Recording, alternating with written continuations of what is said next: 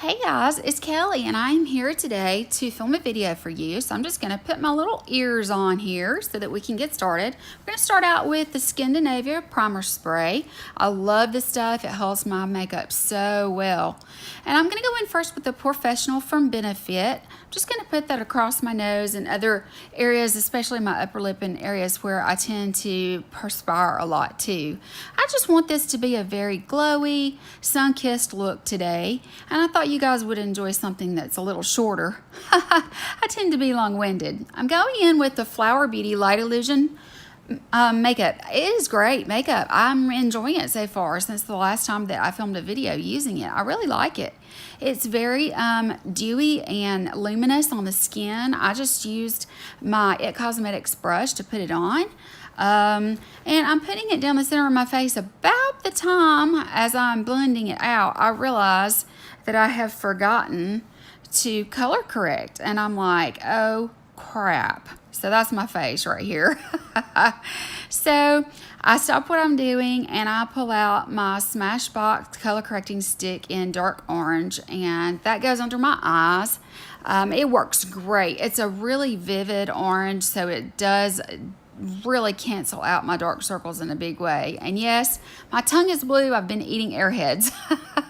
So I'm just using this flat shader brush to smooth that out. It's really creamy and easy to move around on the skin. Because I have mature skin, my skin moves a lot when I touch it, so I'm not really tugging on it. That was the Urban Decay Green Corrector Fluid and my Pure Cosmetics Beauty Sponge. It's the Contour Beauty Sponge. But I'm just going to use that to bounce in some of this green on those points of my cheek and on my nose. My nose seems to be really red lately. I don't know if it's because I'm getting sun on it or what, but I'm just going to blend that in with the butt end of that sponge.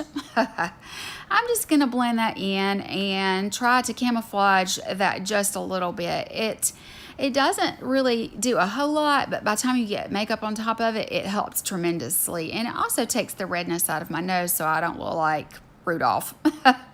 So I'm going back in now with some more of the Flower Beauty foundation on my brush, and I'm going back over my nose since I just color corrected. And I'm just going to be blending this out. It goes on really well. It's very easy application. It does take it a little while to dry down.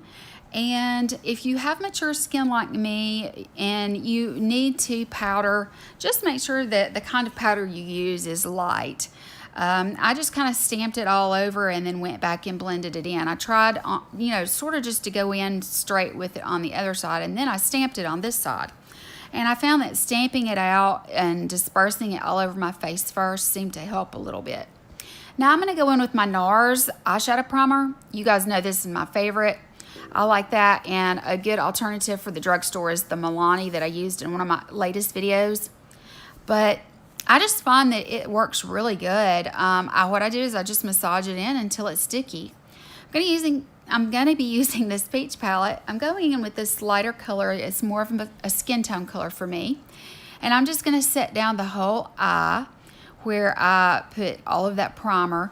And that just gives it a nice silky surface for the other colors to blend on top. And yeah, it smells good, of course. I love the peach palette so much. So I'm just going in and covering up the entire eye area. I'm sorry about the faces I make sometimes, guys. This is my E40 blending brush. I'm going in with this color next to that. It's just a light mauve color. I'm going to put that through my crease. I'm just going to really blow it out really big. But, excuse me. I'm going to blow that out in the crease really well. It's a really pretty color to use as a transition color. And so I'm just going to kind of keep building it up. You can see it really actually shows up very well. But that's the color that I'm putting down as a base, and you'll be able to see a little bit of it. Now I'm mixing these two colors from the peach palette with this more defined, more pointed brush from Morphe. It's just a shading brush. And I'm going back into my crease again, but this time I'm keeping it where it's not so blown out. That way you can see the first transition color, and then this color is where I get the base that you'll see when I'm done. I love these two colors mixed together. There's a warmth and a darkness. And then I just go back in with my E40 and no additional product. And I just sort of blend it out just a little bit. After each step, you'll notice I use my powder brush there, and I just try to brush away any extra stuff that might have fallen, any fallout. I'm going in now with that Real Techniques purple brush there, and I went into the color Charmed, I'm sure, and I'm just going to put this on the entire outer, I guess maybe third of my eye, and I'm just going to blend that in as best as I possibly can. I want the whole outside of my eye to have that deeper color, so instead of just the outer V, I'm pretty much doing the entire outer third of my eye. So yeah, you know, I just go in and knock away any fallout. Any soft shadows are going to have fallout. And then I go in again with my Sigma and redo. Now I'm going in with my fingers for this shadow because it works so much better when it's on your finger, and I just sort of stamp it on my eyelid on the inner 2/3 where it meets up to that dark brown that I just put on my eye. I just try to tap it and blend it in as best as I possibly can. Then once I get all that, I go back in with that same blending brush and I just sort of make sure that it's blended. It doesn't take much because you don't want to take away everything you've just put on. And then I take that Real Techniques brush with no additional product, and I just go in and I marry those two colors together. It seems to work pretty well. Now I'm going in with this angled shader, and I'm going to use this lightest color in the peach palette for my brow bone. And I like to use this angled brush because as I go in and add this brow bone color, it also helps really blend in with the colors that are right below it, and there's no harsh line. Again, checking for fallout, and it's time for brows. I'm going to use my Maybelline Brow Precise Micro Pencil. My color that I use is blonde, and I'm just going to go in and brush my brows out and start working on the front end, making little short strokes, and then I work my way out. I usually go on the underneath of the brow first, and then I fill in from there up. The mirror does get in the way just a little bit. I realized that and moved it. But once I get all the product there, I brush it out really well, and then I go to the next brow. It just gives me a guide so that when I go in with my tinted brow gel for additional color, it really gives me sort of a guideline to go by, and I can kind of stick to the area and not get it everywhere. Sort of like a stencil, I guess you could say. This is more like detail work, I suppose. I hate doing my brows because they are so sparse and blonde. I hate my brows. And I'm not one to use a really strong brow anyway. Now it's time to go into concealer. I'm using the Flower Beauty Luminous concealer that matches the foundation. I love that Deerfoot applicator, or doe foot applicator, I should say. I don't know where Deerfoot come from. I don't really have to use a lot, and because this is a really luminous makeup, it's been wonderful for my dry and mature skin. I'm just going to use my sponge to bounce around to lighten up the high points of my face. I did not put any on my nose. I probably should have because it was still showing a little red, but I'm kind of used to having a red nose anyway, especially down here in the South. I'm always getting hot. My nose gets red, and I'm sunburned some, so it happens. I always start from the outer corner and work my way in, and then come down the side of my nose, and I just sort of blow it out into that triangular situation, but I don't like apply it in a triangular. For me, that's just too much product. Because I have under, lines and fine lines and wrinkles under my eyes, I can't do that. This is my Laura Mercier translucent powder. I have found that baking under my eyes with the sponge is way too much for my mature skin. So I've started dusting loose powder under there instead.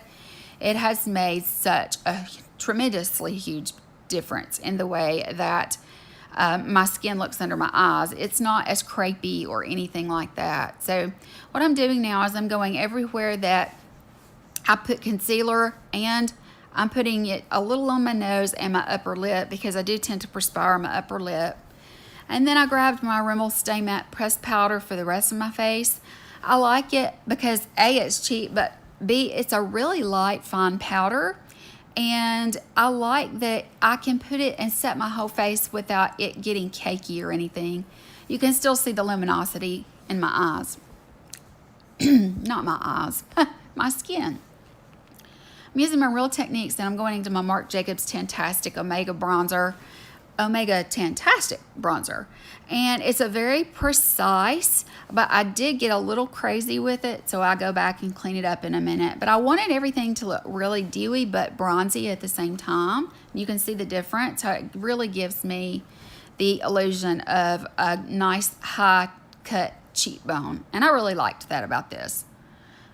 Yeah, I went a little crazy with it, but that stuff it's easy to go crazy. But I do a little bit around the perimeter of the face, especially my forehead and my jawline. I love the coconut smell it has. I just love it. It's one of the best purchases I've ever made. It was a luxury purchase, but I'm in love with it. So here I'm going to go in with the sponge. I'm going to dip it back into the Laura Mercier powder, and I'm just going to clean up that line. It's really easy to do. I just kind of start back towards my ear and I just come down at an angle, and the longer you let it bake, the sharper it will look. Excuse me, guys. My sinuses have been really driving me crazy this spring. I'm going back with my favorite for summertime, which is the Milani Luminoso Baked Blush. I love it so much, just using that hourglass brush that I always use. You guys know that I kind of tend to stick towards some of the same things. Right now I'm kind of hooked on these same products. Then I use this Real Techniques and my Laura Gellar Baked Gelato highlighter in Gilded Honey, I think it's called. Yeah. And I went overboard with this, but intentionally I went in a full C motion around the outer corner of my eye onto my temples and up onto the arch of my brow just a little bit, down my nose, and I also go in with my finger and put it across my Cupid's bow just a little bit, and then I just sweep the brush over it to kind of knock away any excess. And looks like I've got a milk mustache, but it makes my lip look, it gives it a little fullness, because as we get older our lips do not just get more lines, but they also, of course, they thin out. I go all over with a brush to just blend out the powder that I put down. And yeah, that's it. It pretty much just gets everything together. Now I'm using this MAC eyeliner in this really pretty warm brown called Costa Riche. This happens to be, I believe it was Kathleen Lights that told me about this. She seemed to really rave about this one all the time, and I think she's the reason that I bought this one, and now I love it too. So I go and I tightline and I waterline, then I go right on the lash line, but I only do the outer corner on top and bottom so that I don't close off my eye. And then I go in with a pencil brush and Charmed, I'm Sure, which is that dark brown color that's in the outer third of my eye, to blend it out, smoke it out a little bit, and that sort of thing. So here I'm just, you can see that I'm getting the waterline and into the lash line. Just building a little product up so that I can kind of smudge it out with that color there.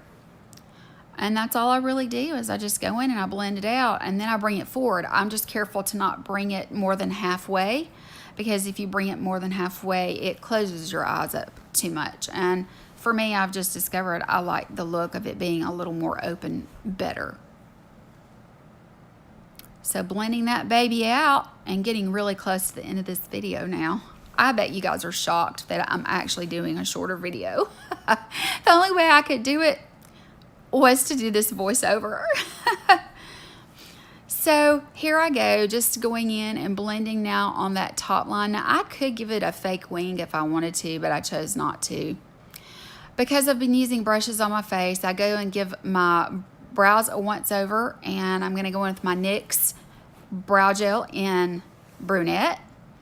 It seems to work well for me, and I've got a backup, so I'm going to be using it for a while.